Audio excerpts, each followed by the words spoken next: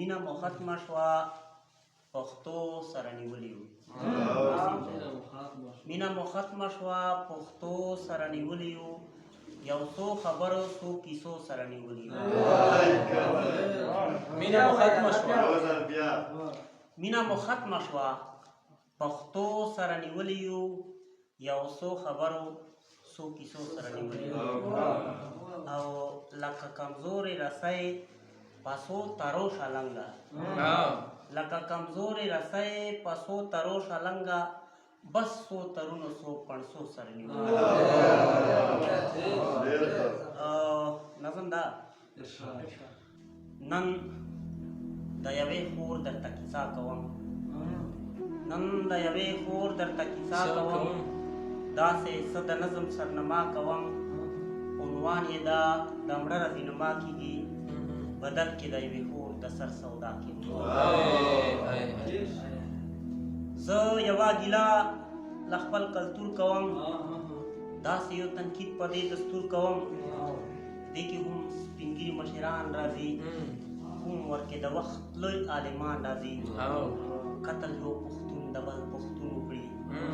قتل شي خلافت د هر قانون وکړي او راشي د قتل د کټ کپ شیله بیا سوال کوي منت کوي جرګې له بیا کینی مشران بیا فیصلې کوي قتل او د مقتول منځ کې جرګې کوي د قتل په بدل سزا قتل ته وي حق مجاز لري سزا باطل ته وي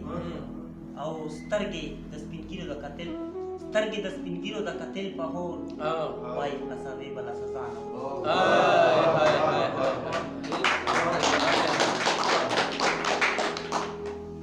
د قتل په بدل سزا قتل ته وي حق مجاز لري سزا باطل ته وي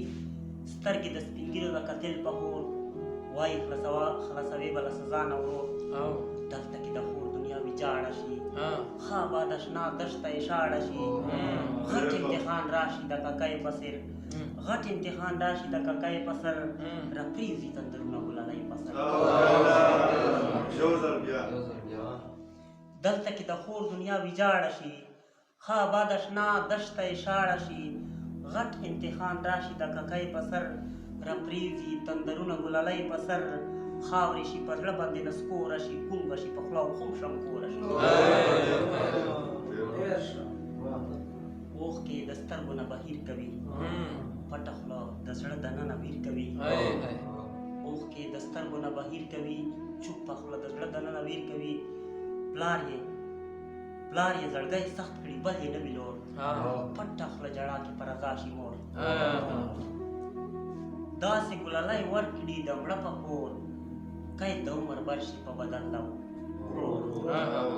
داسې ګلالۍ ورکړي د مړه په کور قید د عمر بر شي په بدل لو ورور ډېر د غرې وډک ګوري خوږې مور ته درومي رخصتېږي د مقتول کور ته ډېر د غرې وډک ګوري خوږې مور ته درومي رخصتېږي د مقتول کور ته عمر بر د مړه بدل پېغور یې شي وینځه غوندې وخت په نوي کور یې شي او دلته کې یو سوال له منصفانو کړم هم یې شملور مشرانو کړم څه باندې تر سره ګنهګاره شوه لاړه د ټول عمر سزاواره شوه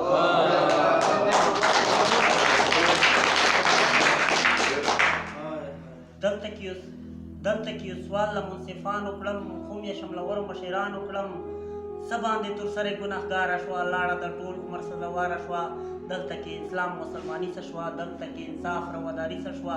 وای ماتخر خپل ځوابګیر به وایي د خشن په میدان د ځان په ویر به وایي